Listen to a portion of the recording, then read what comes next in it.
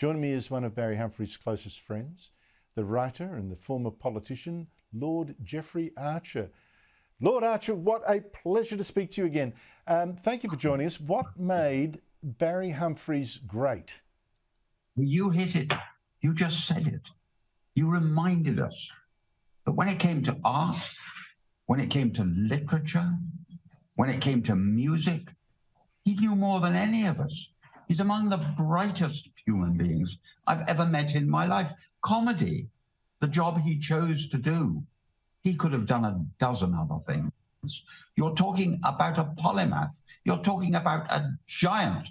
So he dared to have political views. God, where are we going? Look, it's so strange. It's funny, you know, like, I think the reading is really what gave him so, I mean, there was this courage, there was his obvious intelligence, his wit, all that kind of stuff. But the background reading, at a library of 30,000 books, he probably read the vast majority of them. I mean, I was speaking to him about an author I didn't think anyone knew. He knew it, of course. He knew all the works, he knew all the titles, and he could trump me by naming other books that are so obscure, you know, like George Meredith. Who reads Meredith anymore? It was so amazing to watch him at his forte. I wonder whether books were his real refuge. He was by nature a professor. He loved education. I talked to him about this. He said, you know, Jeffrey, if you're born in Australia, you take for granted over in England, you can pop over to France, pop over to Germany, even pop over to the United States. When we were young, he said, I had to read to find out what you were seeing in front of your eyes. And that was an amazing comment on the man. But he was so much more than that. I remember during COVID, we hated COVID. He said, you know, they've taken away two of the best years of my life, 84 to 86. I was ready to tour the world during those years. I mean, he always saw another aspect. So I rang him up and thought we'd just have a general conversation, a COVID conversation. Not a blimming hope. Lizzie holding the camera, and he took us round the house describing his pictures and his knowledge of Australian art.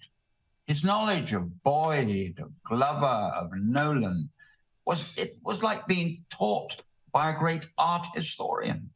People think of him as Dame Edna.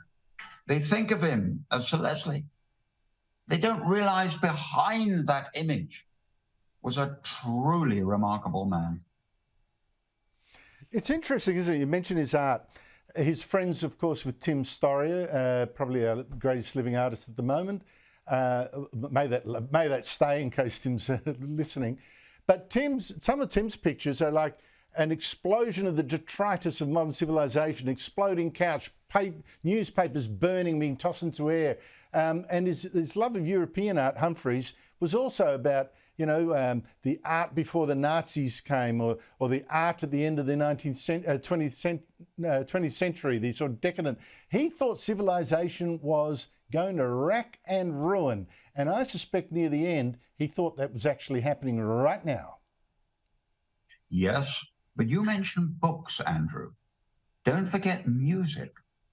When he was a young man in Australia, he was collecting music by unknown Germans, and then in later life produced an entire evening having this music played while we listened to his views on it.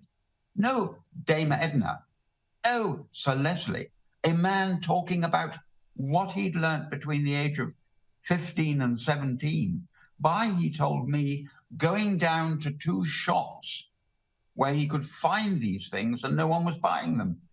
He was always, he said at the age of 5, when I grow up, I want to be a genius.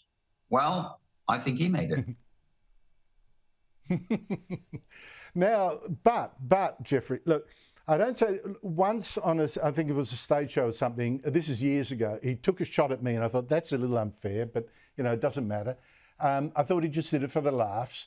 But to some people who didn't have an avenue of fighting back, you know, people he might have dragged in from the audience or something, he could sometimes be cruel. There's no other way about it. He could sometimes be cruel. How do you marry that with the fact that he was, very self-consciously, a civilized man? Well, it was part of his humour, wasn't it? He would look at, he would bring a lady up onto the stage and say, how kind of you to have come straight from work. I mean, he had a sentence, and that way he would look at. I love that suit. What can I say about that suit? Yeah, affordable. So he had this sort of one-line gift and one-word gift. He was, and the point you made earlier, Andrew, was his genius at ad-libbing. You could throw a line to him, and he'd throw it back. And I'm going to show you something I haven't done on English television. Watch carefully, please. It'll show you how professional he was. We were doing a show together once, and he delivered a line to me, and I knew I had a good retort. So I'm putting my hand up now so you can see, but my hand was actually by my leg. And the public couldn't see that because they were the other side. And I went just like that. He shut up immediately, gave me my line, and then came back with a better one. And that's how professional he was. A lot of people would have just talked over me or delivered their line. All I had to do was that. And he immediately knew. And that's a pro. That's a pro. Well, it's not just a pro, that's a generous performer. That is a generous performer, that it's not going to trample all over you, let you have your go. I think he's just absolutely brilliant from that point of view. But Lord Archer, near the end of his life, he started to get involved in public controversies, the transgender movement and all that kind of stuff. How do you interpret that? And also the cancel culture, obviously. How do you interpret his increasing outspokenness? Was he getting more impatient, or was society getting so crazy he couldn't stand it anymore? Andrew, he was 89 years old. I'm 83. We are allowed opinions. The young aren't the only ones who are allowed opinions. We can't say what we think. And how dare we say what we think? Well done, Barry. I didn't always agree with him, and we talk it through. But that was what he thought. Why can't we have two sides to every argument? Barry, I miss you, and I only wish you were here to have a go at those people still. Look, I can't agree with you more. But one last thing, Lord Archer. His comedy, he said a number of times, right, very publicly, yeah, I'm here to give offence. Now, that wasn't all that he was after, but, you know, I'm here to give offence. Giving offence meets the cancel culture, where we're talking about trigger warnings, and giving offence apparently is the worst crime you could possibly do. So, could a Barry Humphries succeed today? Probably not. They would criticise him. They would tear him apart. They would try to stop him. Let us be thankful that we had him for 89 years. And on the same day, we lost two great human beings.